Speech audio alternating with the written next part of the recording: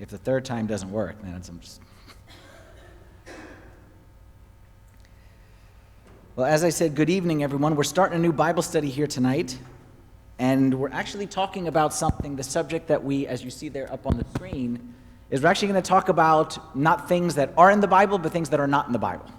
Okay, and this was a series I did a few months back at STSA, and it was a series that's been on my mind for the longest time to want to do, a series about things that Jesus never said. Because I found that oftentimes we think certain things are in the Bible, and we kind of make certain statements that we think sound Christian and they sound Jesus-like, but if we, upon further study, we discover that they're not actually in the Bible. And before I begin this, I thought of a perfect story that I should open here with here, and that was when I saw Abuna Demetius. Every time I see Abuna Demetius, he always says the same thing to me. He always says to me, "Our Father who art in Arlington." Every time I see him, he says, "Our Father who art in Arlington." So let me tell you a little story about how sometimes we believe things and we say things that aren't actually true. Okay, and I was recently in Toronto last week, and someone came to me in Toronto. I got there I was there Thursday, Friday, and someone came to me and said, earlier this week, Bishop Carus was here, and he told me to come and introduce myself to you and ask you to tell me the Our Father story. Okay, so this has become a world-famous story that I'll share with you guys right now. It was once upon a time, I was in a city called Brighton, and that's in England. Anyone ever been to Brighton? Anyone know anything about Brighton? Any family in Brighton? Okay, so yeah, from over there. So what do we know about Brighton, all right, is that it's a big, huge church, okay, and lots of people, but the vast majority of them speak Arabic, not English. Okay, and I was there on a 2-week trip with a group of people. We were just there to spend 2 weeks, and we were supposed to go do a revival in the church and whatever it may be. Anyway, that's not the part of the story. We get to the church in Brighton, and it's my first Sunday. I think we arrived on a Friday or Saturday. All right, so I started to get to know some of the people, and then here comes Sunday, and it's time for the sermon on Sunday. So I assume they're going to ask me to preach, so I'm ready to preach, but whatever. I'm ready to not preach. I'm always happy to sit when others are standing. It's fine. And then they come to me just before the sermon a little bit and say, the priest says, "You give the sermon." So I do the obligatory, no, you, and then, that's fine. Okay, sure, no problem. 2 minutes before I'm about to go up, during the gospel reading, the priest comes to me and says, "Oh, by the way, make sure you speak in Arabic." And I said, "Good one." He said, "No, you have to speak Arabic." I said, "I can't speak Arabic." He said, "Well, they can't understand English." I'm like, "Then someone else give the sermon." He said, "No, you have to give the sermon." I'm like, "I can't speak English. I can't speak Arabic. They don't understand English. It makes sense that someone who speaks their language would give the sermon." He said, "No, you have to give the sermon." So here I am. I have to go give the sermon, and I'm forced, and I can't do the thing back to him, so I'm up there.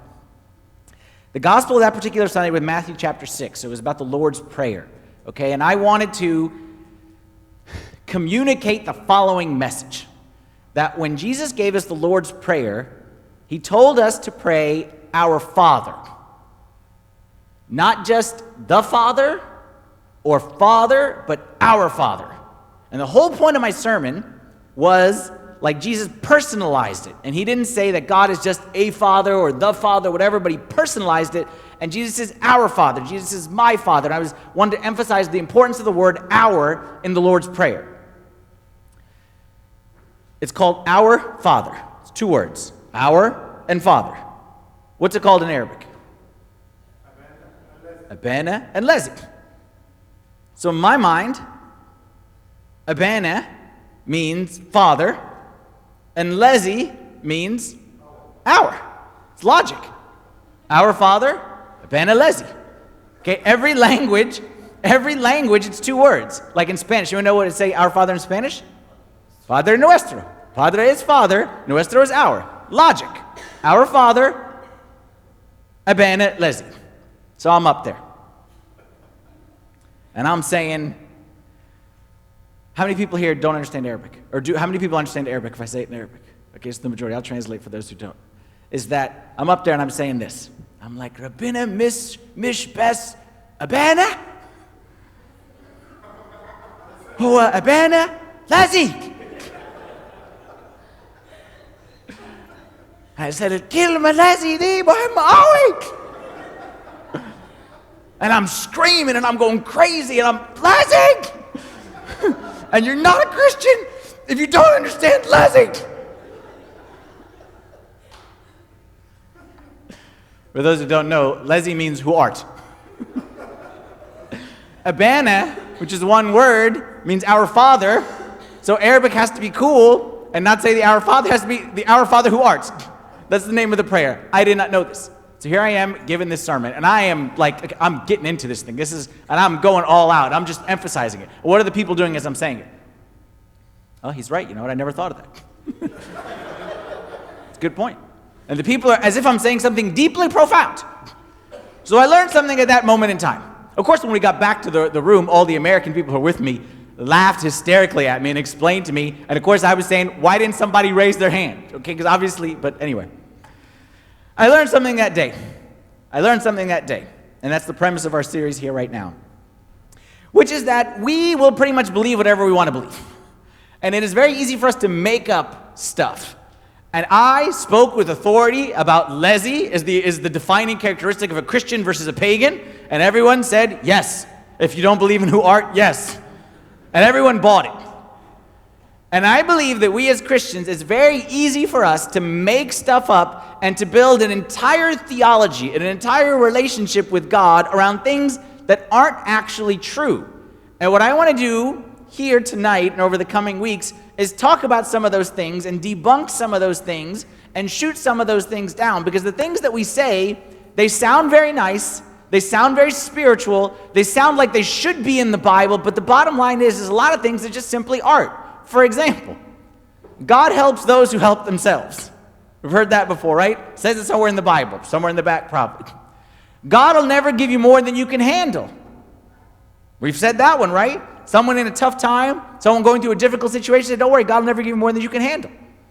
How about the picture when we go to visit someone's house, okay, the picture of Jesus that's in everyone's house that says, when I forgive, I forget. Never said once in the Bible. We'll take some of these and we'll break some of these down week by week. But the one that I want to talk about here today is one that you may not have verbally said, but I bet you when I put it up there on the screen, you will think that is certainly in the Bible, because we often live this way, and that is this. Follow me, and I will give you the desires of your heart. I won't ask for a show of hands of how many people have said that, have thought that, have told that to other people. Follow me, and there's variations of it. Follow me, and I'll give you the desires of your heart. Wait on the Lord, and he shall give you the desires of your heart. Trust in the Lord, and he shall give you the desires of your heart. Like, all these are different variations of the same thing. Are you sure that's not in the Bible? Even if it's not in the Bible, doesn't it sound like it should be in the Bible? Like, it sounds very spiritual, right?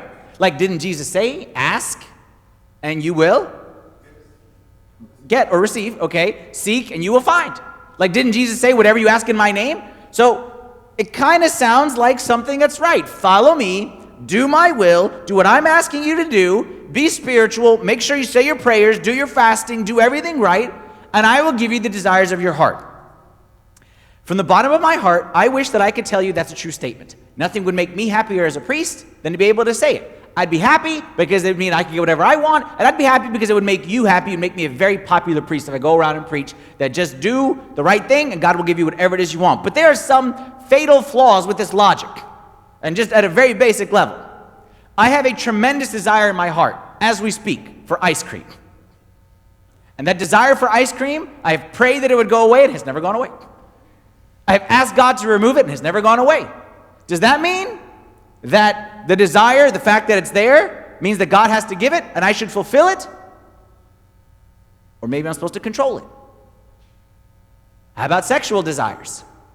Can I say, I'm a married man, but I have sexual desires for other women, so therefore, if that desire is there, boom? Can I say that just because a desire exists within inside me, I have a desire to be rich, and I've asked God to take it away, he hasn't taken it away, so therefore, I have the right to become as rich and famous and powerful as I want to be?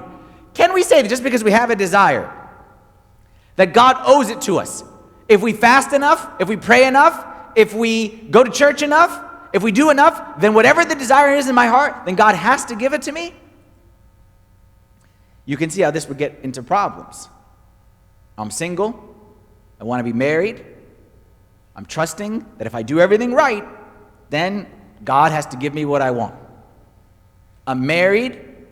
I want to have children. God has closed that door, but he knows it's the desire of my heart, so he has to give me a child this year. Saying that whatever we desire, God has to give us, turns God from our Father who art in heaven and turns him into our vending machine who art on earth. What I call this, I'm going to call this the theology of happiness. Okay, the theology of happiness says the following, that whatever makes you happy must be from God. Okay, and I want to break down this theology of happiness, which basically says that God is here to make us happy, and you know you struggle with this or you're falling into this if you have said any one of the three following sentences I'm about to say, okay? Again, there'll be variations of it. First, whatever makes me happy must be right. Whatever makes me happy must be right. Therefore, if I am single, but I'm dating this girl or dating this boy, and we want to do bad stuff together, and it makes us happy, and it just feels right, therefore God understands. Because it makes me feel right, and God would never want me to feel not right. God would never want me to feel not happy. If it makes me happy, it must be right. If it makes me unhappy, it must be wrong. I would go there. I would take that job. See, God put this job in front of me, but I don't want to do it because I have this dream that I'm going to do this. And I'm going to be as irresponsible as I want to be with my career because I don't feel happy in this job. If I'm happy, it's right. If I'm not happy, it must be wrong. Theology of happiness. Number two, anything that is against my happiness, any obstacle is obviously from the devil and spiritual warfare. So if I want this relationship and the relationship is breaking apart at the seams and it's a disaster and everyone is against it, those people are from the devil. And spiritual warfare. And my mother doesn't understand. And my father doesn't understand. And my brother and sister don't understand. It's spiritual warfare because it's against my happiness. Number three, if you fall for number 1 and 2, you may not ever say this, but I guarantee you that you live it. You don't worship God. Ultimately, we worship God. We worship ourselves and our happiness. We come up with a happiness plan, okay? And this is what it's going to take to make me happy. And then all of a sudden, everything revolves around this, the happiness plan. And I bow to this, and I serve this, and we never say this with our mouth, but we make God bow to that as well. And we make God the servant, and our happiness the master. And we turn the creator into the servant.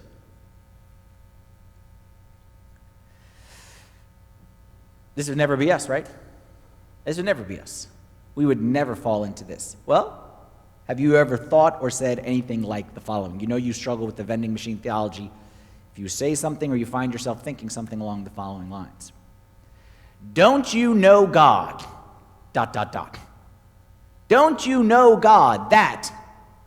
Don't you know God that I really, really want this? Don't you know God that I really, really need this? Don't you know, God, that I'm turning 30 this year? Don't you know, God, that everyone else around me is getting married and I'm not? Don't you know, God, that I need this promotion? Don't you know, God, that I can't live without giving me a child who's healthy?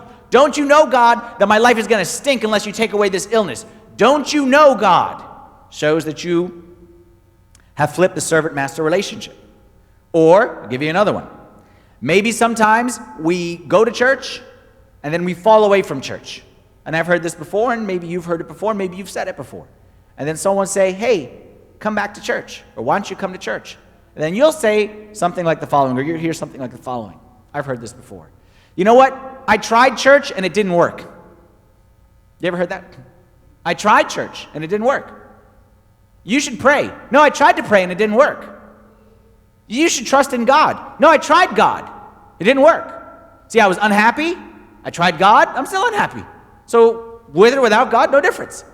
I had this big problem, and I tried the church thing, and I went to church every single day for an entire week. We call it Holy Week, and I went every single day. You know the Holy Week people who come out of the woodwork, okay? And just, I have this, so here's Holy Week, and I need this. I tried it, and it didn't work. And there's so many people out there. Here's your problem if you follow happiness theology. Here's your problem. You're going to come into one of two problems. You're going to come into one of two problems. If you believe that God promised to give you all your desires if you do good, you come into one of two problems. Either number one, God is a liar, God forbid.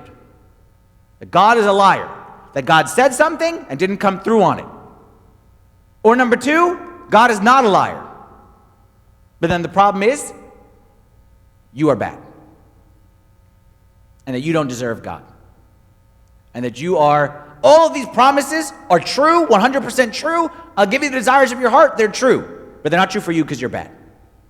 Or because you sinned. And yes, I know I said I forgive you, but I don't really forgive you. And I'm going to hold it over your head for the rest of your life.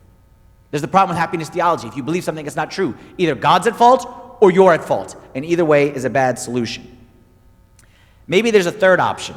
Maybe the third option is that we misunderstood the promise of God. Maybe the promise of God is there, something about the desires of our heart, and we'll see that in a second. But maybe we misunderstood what the promise meant. So before we get to the verse that sounds like give you the desires of your heart, or that we think is referring to, let's look at a couple other verses and see what is God's desire for us. 1 Peter chapter 1, verse 15 says, "As he who called you is happy, you also be happy in all your conduct, because it is written, 'Be happy, for I am happy.'" Is that what it says? Be happy, for the Lord your God is a happy God. I'm not saying that God is against our happiness. I'm not saying that in the least way. I actually believe that God wants us to be happy. I believe that is a great desire for his heart. But I just believe that it's not the number one desire. I believe that there's something higher. And I believe that happiness is a great goal. But there's a lot of stuff that's much higher. And at the top of the list is holy. Now, I'm not going to stick with this word holy too long because I think we misinterpreted this word holy and it has a bad connotation. But if we understood what holy really meant, then it would be very easy for us to see that God's desire is happy, but holy is greater. And I'll give you an easy example. My kids right now, each of them plays soccer. All right, and just last week, one of the kids scored a goal. Okay, and when they score the goal, you have kids playing soccer, you know that scoring a goal in soccer is like winning a gold medal, okay? It is the greatest thing in the whole world, especially when your team gets beaten 15-2 every game, okay? You get one of those two and you were just on cloud nine because you got nothing else to rejoice over. Kid scored a goal, all right? Kid scored a goal, and you could see as soon as the kid scored a goal, made straight eye contact with me, okay? Because we coach them up and we try to work on different things. And they were so happy and looking at me like, give me approval. And I was so happy. I wasn't happy because I cared about the goal. I couldn't care less about the goal. But what made me happy was that my child was happy.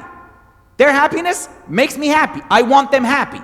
That is a high goal for me. And I would say, if you ask me, my will for the game this Saturday is more goals. That's my will. I desire goals for my children. Everyone agree? Let's say after the goal. Okay, let's say after the goal. Let's say my daughter scores a goal. And then on the way back, she gets a thumbs up from dad. Then she goes to the opposing team and she's like, boom, boom, boom, boom, boom, boom, boom. Okay? And she starts taunting them. And she starts giving them salutes with certain fingers. Okay? And she's like, in your face, yeah! Did my will for her change a little bit there? Do I still desire her to get a goal this Saturday? All of a sudden, her happiness about the goal is secondary to me. There's a higher issue, which is her behavior, her holiness. And the fact that she threw this away, then all of a sudden, this becomes a lot less important to me. Is that easy to understand for everybody? God wants us to be happy. But if it's at the sake of our holiness, then I'll be honest with you, I couldn't care less if she scores another goal all year. I don't even care if she's on the soccer team, if that's how she's going to behave. Because happiness is a goal, but there's a higher goal.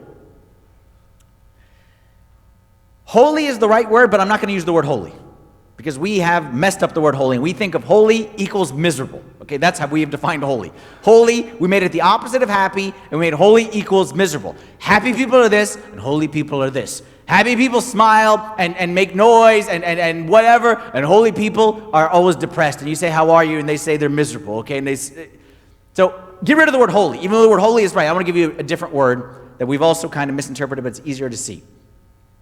I'm going to say God wants us to be happy, but more than happy, he wants us to be blessed. And I want to go back to the original meaning of the word blessed. And again, blessed, we've messed this word up because some people define blessed in a very earthly, happy way. Blessed equals I get the promotion. Blessed equals I win the lottery. Blessed means that I win the girl. Blessed means that the girl leaves me alone. Like, you can define blessed however it is that you want. But if that's your definition of blessed, to have whatever you want in the moment, how do you then interpret when Jesus said, blessed are those who are hungry? Blessed are those who are thirsty. Blessed are those who are persecuted. Blessed are you when people hate you. How do you define blessed if you limit it to short-term happiness and then interpret those verses? Clearly, the word blessed, the way we mean it, meaning prosperity now, is not the same way Jesus said it and meant it when he said, blessed are you when people insult you and persecute you and say all kinds of things against you for my sake. So what does blessed mean? Blessed comes from a Greek word makarios, and the Greek word makarios can be defined as supremely blessed when God extends his benefits, or this is what one I like so much, seeing the hand of God visibly in your life. That's what blessed means. It means supremely blessed, okay, which is, I know, is defining a word by itself, okay, but that's fine.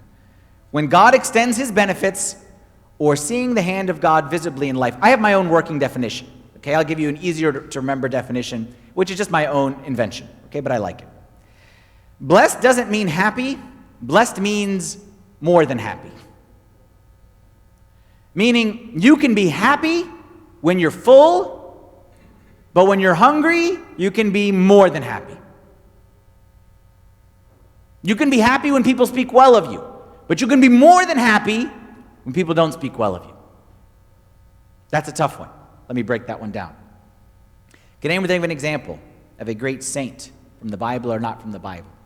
All throughout history, there are many examples of saints who wanted something and said, this is the desire of my heart. Said another way, they didn't say it this way, this would make me happy. And then God said, no, I will not make you happy, I will make you more than happy. Anyone think of any examples? Abraham, how? Okay. With the son, okay, that's a good example. More, because that was kind of like a moment in time, but someone maybe who lived an extended period of not happy, but more than happy. Huh? St. Paul, how? Okay, very good. St. Paul is a great example. Let's come back to St. Paul, because I have a verse about St. Paul, but let's see if there's other examples, but that's the best one. Other examples, anyone think? There's a lot of them. Joseph, okay, Joseph is a great example. Joseph, thrown into a well by his brothers. I never heard anyone pray and say, Lord, is the desire of my heart to be thrown into a well by my brothers. Okay, that's not the desire of his heart. And if you ask Joseph, as they're picking him up and throwing him in the well, it's probably say, the desire of my heart is to have wings. The desire of my heart is for this thing to be cushioned at the bottom. The desire of my heart is for all those guys to go away and leave me alone. That's the desire of my heart. And God said, well, I'm actually not going to give you the desire of your heart. I'm actually not going to make you happy. But Joseph, I will make you more than happy. And Joseph said that at the very end of his life. Y'all meant evil against me, but God used it for good to bring it about this day salvation for many people. More than happy. Who else? Anybody else? Who we celebrate these days? Just look around. Go ask any of the martyrs. Go ask any of the martyrs. Did God make them happy? You know the thing about all the martyrs? They all got killed. So sometimes they were more than happy, but they got killed. And they didn't just get killed, they got tortured. Okay, they got tortured, and no one ever said, like, we read some of those stories of the Synaxarium, like, some of those things are brutal things. No one ever said, like, it is my great desire to have the stretching machine. There's a machine called a stretching machine. Okay, tie it up right over here, someone pull left, someone pull right, and literally pull a person apart. No one said, this is the desire of my heart, to make this happen to me. But God didn't give them the desire, God gave them more than their desire. All right, St. Paul, come back to St. Paul. St. Paul had a thorn in the flesh, and what did St. Paul say in his own words happened? What did he do when he found that thorn in the flesh? What did he do? Did he say, thank you, God? He prayed how many times? 3 times. What does it mean when it says he prayed 3 times? Does that mean he just said, please God, remove this flesh, our Father who art in heaven. Please God, bless this food and remove the flesh, our Father. What does it mean to say he prayed 3 times? It doesn't mean 3 prayers. It means 3 seasons of prayer. It means that St. Paul said today, you know what? God, I'm sick and tired of this thorn in the flesh, and I'm going to dedicate these next 3 months. I'm going to fast, I'm going to pray, and I'm going to do everything right, and I'm going to spend all-night vigil prayer that you would remove this thorn in the flesh. A season of prayer. And at the end of it, the answer was, Paul, I will not give you the desire of your heart. And then he did it again a year later, or 2 years later, and then again a third time. And every time, St. Paul said, the desire of my heart is to remove this thorn in the flesh. God said, St. Paul, I will not give you the desire of your heart. I will give you better than the desire of your heart. I will not make you happy. I will make you more than happy. And St. Paul speaks about that in 2 Corinthians chapter 4, verse 16. He said, therefore we do not lose heart. Even though our outward man is perishing, not happy, yet the inward man is being renewed day by day, more than happy. For our light affliction, which is but for a moment, not happy, is working for us a far more exceeding and eternal weight of glory, more than happy. So what I'm trying to say is this, is every one of us, I hope you have an example in your life. I certainly have examples in my life where I can think to a time where I really, really, really wanted something. And I said, this is exactly what I need. This is what's going to make me happy. This is what I need. And then I don't get it. And I say, thank you, God, that was the best thing that ever happened. Or the opposite, where I said, God, this is the worst thing that ever happened. And please, God, get this thing away from me. And I hate this thing. And thank you, God, for this thing. You have examples in your life? Earlier today, just today, work of God. I was visiting a couple who just had a baby. Okay, probably no one here knows them. Visiting a couple who just had a baby. This couple tried many times to have a baby. Many times to have a baby. Every time, didn't work, miscarriage, like many times. They had pretty much given up. They did the monastery, the papers on the thing, and like they did everything. They did everything. Finally, God somehow opened it through one of these things, and they were able to, but it was a rocky pregnancy. Rocky. And many times they thought they were going to lose the baby. And the mother started to develop different diseases. And don't ask me what the name of them are, but there was one disease, okay, the one that I remember, okay, that's the vivid one, is like half her face became paralyzed. Okay, it's some kind of virus, something like that. I don't know if anyone knows what it's called. Something bad. Half her face became paralyzed. She hit 37 weeks this past week, and she was going to the doctor for a checkup on this thing. Okay, and while they were there, they said, you know what? Maybe we should induce the baby, whatever it may be. And she said, well, I'd rather wait until, but they convinced her, okay, let's see how it goes and try to induce the baby. They spent probably 24 hours trying to induce the baby, and the baby wasn't coming. So finally they said, you know what? Let's give up and let's, come back another time or something like that. Because of this thing that happened to her face, okay, which they were not happy with this thing, okay? Because of this thing that happened to their face, the doctor said, you know what? This is too risky. Because of this thing, we need to go in there and we need to get this baby out, even if we have to do C-section. She said, no C-section, but they said, we need to check. They investigated the situation further. Long story short, the baby had the umbilical cord wrapped around its neck 2 times, okay, 2 times, and her placenta had been leaking, okay, and they would have never, ever known this had it not been for that disease that she had that made the doctors check on her and refuse to let her go because it was too risky to leave with this disease. Today, from their own, the baby was just born yesterday. Today, from their own mouth, they said the disease, the best thing that ever happened to us. The disease, the best thing that ever happened to us. Did God make them happy? No. Okay, like I said, half her face, she can't, like is paralyzed. Hopefully it goes away, but I'm saying we don't know. I'm saying half her face, she can't. And all the complications she had to take off, like it was a really rough situation. Did God make them happy? No. What did God do? He made them more than happy. And the baby's so cute, and the baby's so beautiful, and the baby's the most beautiful baby in the whole wide world. Okay, and it wouldn't have been that beautiful baby had it not been for that disease, for that sickness.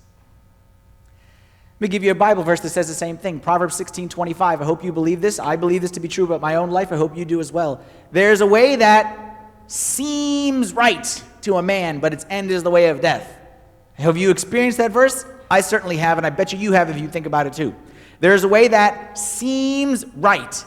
There's a way that seems like it'll make us happy, that seems like it's the right choice, that seems like it's the thing that we need, but its end is the way of death. This verse is counter to our culture, because the culture that we live in today, the society we live in today says if you want it, you go get it.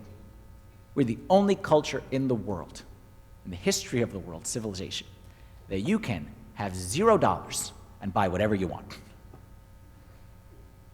And you laugh and we say if you think about that for a second, you don't need money to buy a car. 0 down, 0% financing, you want it today, you walk out of here today. The only culture in the world that you don't need money to buy stuff. That's our society. Our society says you want it, it makes you happy, go for it. Hey, you're single, She loves you and you love her and y'all are in love and love and love and love and love. And do your best not to have sex before marriage. But it feels like it, okay, just try your best to only do it once or twice. And if you can't, just try your best to be safe and don't let anybody know and get married before you do it. Our happiness theology gets us in trouble all the time, and we need to make sure that that does not creep into us. And the bad news is, the longer you're in church, I believe, the more susceptible you are to this. The longer you're in church, the more susceptible you are to this, to believing that God owes you something just because you did good. Now, as I kind of alluded to earlier, there is a verse in the Bible that kind of sounds like, follow me and I'll give you the desires of your heart. Isn't there? Does anyone know what that verse is? Anybody other than Abuna? Okay, very good, Lydia. It's Psalm 37:4, which sounds very similar to what I'm saying does not say. It says, delight yourself also in the Lord, and he shall give you the desires of your heart. Now you say, hey, wait a minute, Father Anthony, you've been really nitpicky here. You're saying it doesn't say, follow me and I'll give you the desires of your heart. It says, delight yourself. Isn't that just like a translation thing? Isn't it just like you say tomato, I say tomato? Some people just translate it differently? What's the difference between what you're saying and what the verse is saying? Okay, well, two things. All right, and forgive me here, I'm kind of a literalist, all right, when it comes to this kind of stuff. And I think every word has significance, and we don't overlook words, and we don't overlook context. There's two things that we need to investigate, we need to go deeper on right here. First thing is the word delight. That's the key to the verse. Okay? We understand the desires of your heart. What does delight mean? So we're going to have to look at that. What does delight mean? But there's another word in there that makes me put a question mark and makes me say, hey, wait a minute. I have to investigate this a little bit further. I can't take this at face value. What's that other word? Also. Because also means what, Matt? It means there's something else. If I walked in, you just walked in and I said, and also, and then whatever I said, you would automatically assume that I said something before that was connected to this. So you can't just come in and say, and also, without reading what happened before. So here's what we'll do. We'll come back to the word delight, because the word delight is very important. But before we get to delight, let's read the context. Let's read all of Psalm 37 and see what is around this verse. Because this verse, we want to interpret it to say, be good, God will give you everything that you need. Be good, and God will give you whatever it is that you want, whatever makes you happy. That's what we want this to say. What does the rest of the psalm say? Let's read Psalm 37. And you tell me the picture being painted by Psalm 37. Do not fret because of evildoers, nor be envious of workers of iniquity. For they shall soon be cut down like the grass and wither as the green herb. Pause right there. That's verse 1. Right off the bat, verse 1, what words jump out at you? What's going on in the life of King David as he's writing this? What's going on around him? Evildoers, envious, workers of iniquity, and what emotion is King David feeling right now as he's reciting these words? Fret. How do you know? Because it do not fret. If I come to you and say, Matthew, don't be scared, okay, then you automatically assume he's scared, okay? And he's not happy and I say, don't be scared, okay? Do not fret means that King David is a little concerned right now because there's evildoers, there's workers of iniquity, there's bad guys all around him. Trust in the Lord and do good. Dwell in the land and feed on his faithfulness. Okay, skip verse 4. We'll come back to verse 4. Commit your way to the Lord, trust also in him, and he shall bring it to pass. What do you think it is? Do you think it is good or bad? It's got to be bad. Can't be good. There's evildoers, there's workers of iniquity, trust in God, do not fret, it'll pass. So right off the bat, it doesn't sound like this is a happy-go-lucky, God will give you whatever it is that you want verse. It sounds like the psalm is saying, trust in God, he's going to come through. Even if there's bad around you now, he's going to come through. Am I making this up? Does everyone else see what I see? Just continue. He shall bring forth your righteousness as the light, your justice as the noonday. Rest in the Lord and wait patiently for him. Do not fret because of him who prospers in his way, because of the man who brings wicked schemes to pass. Cease from anger and forsake wrath. Do not fret, it only causes harm. For evildoers shall be cut off, but those who wait on the Lord, they shall inherit the earth. Leave aside verse 4. Someone summarize this to me. What is the psalm saying in one sentence or in one phrase? What is it saying to you? Okay, do not fret, but finish it. Finish the thought. It's not just saying simply do not fret in a bad way. It's saying what?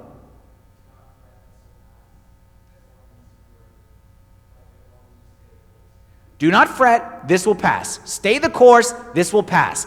Whatever bad may be happening, God will come through in the end. Do not fret, do not panic, trust in God. Does everyone agree? Does anyone disagree with my interpretation of this? Like, I'm not saying I'm right, I could be wrong, but that's how I interpret it. Now we go back to verse 4. If that is what it means, that do not fret, do not panic, God will come through in the end, not everything is going good around you, but God will come through, how do we then interpret delight yourself in the Lord? What does the word delight mean to you? Anyone want to guess? It's a tough word, huh? Okay. Okay. That's a good start. Anyone else? What does delight mean to you? You read this verse in your quiet time tomorrow morning. What does delight mean to you? Say what? Find joy. Okay, that's a good one. Someone, I heard another one. Indulge. What does that mean? Okay. Consume yourself. I like that. Someone else had a hand up there? Sorry? Enjoy. Okay, very good. Someone else? Go ahead. Please yourself. Okay. And trust. Okay. Let me read you what the Hebrew word, which is translated delight. It comes from the Hebrew word anog, and it means the following. It means literally to become soft or pliable. To become soft or pliable. Delicate with enjoyment. What's that mean? The picture being created right here by delight yourself in the Lord is something malleable, pliable, soft in the hands of its maker. The best thing that I can do to try to paint a picture, an analogy for you, okay? What word did you say? You said, what was the word you said? Find joy. Y'all ever seen an engaged couple? An engaged couple. Okay, is anyone here engaged? Someone? Yes? Congratulations, okay? So other than Marina, okay, this does not apply to Marina, okay? But let me tell you what we hate about engaged couples. Other than Marina, okay? What we hate about them. Engaged, how do normal people walk? Normal people walk like this, okay? How do engaged couples walk? They look up, and you see them and you're like, what, am I missing something? Engaged couples, traditionally, you have a guy who likes to play video games, who likes to watch TV, who likes to make bodily noises when he's hanging out with his friends, and then all of a sudden he gets engaged, and he doesn't like to do those things anymore. Now he likes to skip, okay? And now he likes to go shopping, and now he likes to hold purses, okay, or whatever it may be. Same thing with the ladies, okay? The lady, before engagement, you know, she, I don't know, go to church, like, I don't know. I grew up with brothers only, okay? I don't know. Girls, whatever girls like to do, let's stick with the guys, because it's a little bit easier example for me, okay? But then what happens?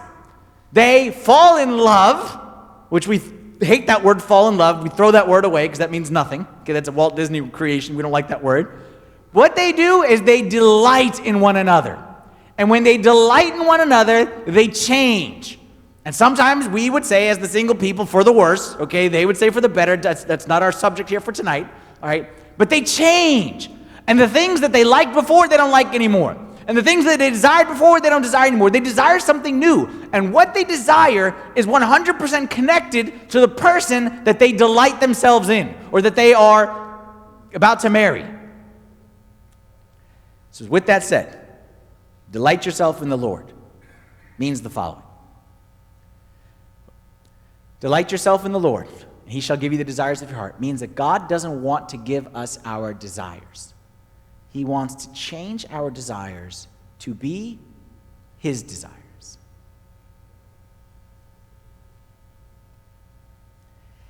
God doesn't want to just give us our desires. He wants to change our desires to be his desires. What does that mean? That means you're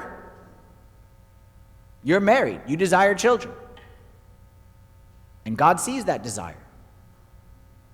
But there's a point that you can reach where you desire God so much and you delight in God so much, not that your desire for children goes away, but your desire for his desire supersedes your desire. Does that make sense? Not that you don't desire to be rich anymore, or you don't desire a big house anymore, but your desire to serve his desire becomes a greater desire for you. And I say, it's kind of complicated. No, I'll make it real simple for you. As a married man, I'll tell you, this makes perfect sense to me. That there are many things that I desire in life. But I'll be honest with you, I'm not just saying this. My wife isn't even listening to this, but I'll tell you the honest truth. Making my wife happy makes me more happy than making me happy. Making my wife happy makes me more happy than making me happy. I'd be happy playing video games, playing basketball, hanging out. I'd be happy doing those things. My wife hates those things. So I am more than happy when I am not happy, but she is happy. So it's not that my desire went away. It's that I have a greater desire. And this desire is here. Like I said, my desire for ice cream, my desire for whatever it may be is still there. But I have a desire that is greater than that desire, and that's what delight yourself in the Lord means. One last analogy, make it clear, and then I'll see if anyone wants to add anything on top of it. Imagine you go to the beach. Imagine you go to the beach. Okay, what does it mean to delight yourself in the Lord? He shall give you the desires of your heart. Imagine you go to the beach. And at the beach, you see people having a good time. All right, people relaxing, people kicking back, people drinking the cold one, like people having a great time, listening to music, like having a fun time. And then in the ocean, there's a fish. And the fish is swimming around living a pretty boring life. So that fish says, I want to live on the land. That'll make me more happy.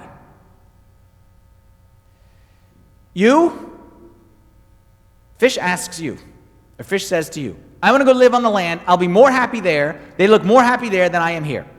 Can a fish ever be happy on land? Why not? Everyone else is happy on the land. Okay, what if I gave the fish $1 million? I told the fish to come on the land, and I said, here's $1 million. Would that make the fish happy? What if I gave the fish a big fancy job? Would that make the fish happy? We gave him a big house, a big fish house, okay, that he could live on. And I gave him a nice car, and I gave him, like he was the most popular fish on all the land. Would that make him happy? Humor me here. I know I'm being dumb, but humor me. Why would it not make him happy? Because he can't live. Because he wasn't made to live on the land. He's made to live in the ocean. And if I take a fish out of the water, and I give the fish $1 million, he's going to die. If I give him $2 million, he's still going to die. And if I make him the fish king and queen, he's still going to die. And if I give him a big fish house, he's going to die. Because a fish is not made to live on land. Fish can only live in water. Agree? Did you know that you were not made to live on this land as well? You were not made to live on this land. You were made to live in another land. Galaxy far, far, far away. And we're here for a little bit of time. And we do our best to be comfortable. There's nothing wrong with that. And we buy a house. There's nothing wrong with that stuff. But let's not fool ourselves. Let's not fool ourselves. Let's not get fooled by thinking that we were made to live on this land. Forgive me for what I'm about to say. But we're a little bit hypocrites here. We're a little bit hypocrites. Because every time we stand together to pray on Sundays, and we recite the creed in a loud voice, we love the creed. How does the creed finish? We recite the whole creed, and we say it like we're meaning business. We believe in one God, God the Father, and and then we get to the end, and we stop, and we sing the end. What do we sing? We sing, we look for the resurrection of the dead and the life of the age to come. There's a little bit of hypocrisy here. there's a little bit of hypocrisy here, because by looking at the way many of us live, it is hard to tell that we actually do look for the age to come. It is hard to tell that we look for the resurrection of the dead, and we are awaiting the life to come, because it really, really looks like we are awaiting life here on this earth. And it really, really looks like we want the kingdom to be right here and right now. And what I want to say to you, out of my love for every single one of you, I'm not saying this out of judgment, I promise you, we've all been there, I'm saying this out of love, is that we need to lower our expectations of life on this earth. We need to lower our expectations of life on this earth. You won't always be happy on this earth. You won't always get the girl that you want on this earth. You won't always have the job that you want on this earth. You won't always have the desires of your heart on this earth. There'll be times you want ice cream, you won't be able to have ice cream. We need to lower the expectations of life on this earth, because life on this earth is but a blip on the radar. And we need to start living what we say we believe. We say that we look for the resurrection of the dead and the life of the age to come. And if that's truly the case, then our lives need to start reflecting it. Because I bet you, this is saddens me to say, if you bring a Martian, okay, from Mars, okay, you bring a Martian down to this earth, and you let him follow us around and say, these people, you tell me, are these people living for this world? Are they awaiting one to come? I am scared of the answer that he would say. That if someone who didn't know anything about us followed us around for 2 weeks, would say, no, these people, they don't believe in a world to come. They believe in a world here. They are building their kingdom right here. And they may say, we look for the resurrection, dead, and life of the age to come. But if you look at their lives, they act as if it's their purpose to have their desires met here. Okay? Follow me and I'll give you the desires of your heart. No, sir. Not from God. Not from God. That's one thing Jesus did not say. And every week we'll look at another thing Jesus didn't say. Anyone have any questions or comments or anything they want to add to the discussion? Feel free to fire away.